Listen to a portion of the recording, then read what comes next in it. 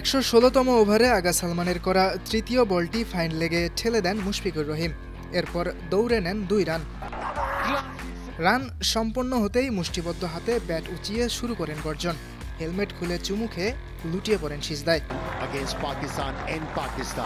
রাওয়ালপিন্ডিতে পাকিস্তানের বিপক্ষে প্রথম টেস্টের চতুর্থ দিনে যেভাবে পিচ আঁকড়ে খেলছিলেন মুশফিক, তাতে মনেই হচ্ছিল সেঞ্চুরি না করে মাঠ ছাড়বেন না। শেষ পর্যন্ত মধ্যাহ্ন বিরতির আগে সেঞ্চুরিটা পেয়ে গেলেন তিনি। টেস্ট ক্যারিয়ারে এটি মুশফিকের ১১তম সেঞ্চুরি, আর পাকিস্তানের বিপক্ষে প্রথম।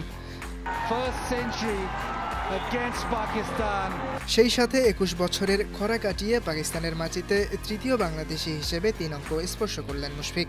এর আগে ২০০৩ সালে পাকিস্তান সফরে করাচি টেস্টে হাবিবুল বাশার ও পেশোয়ার টেস্টে সেঞ্চুরি করেছিলেন জাভেদ ওমর।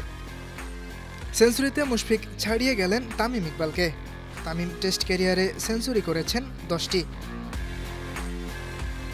শতক হাঁকানোর আগে আরও একটি মাইলফলক স্পর্শ করেছিলেন মুশি। আন্তর্জাতিক ক্রিকেটে দ্বিতীয় বাংলাদেশি হিসেবে ১৫,০০০ রান স্পর্শ করেছেন তিনি। প্রথম জন তামিম ইকবালের রান সংখ্যা ১৫,১৯২। ইয়াসির আরাফাত সবুজ, বানু টিভি।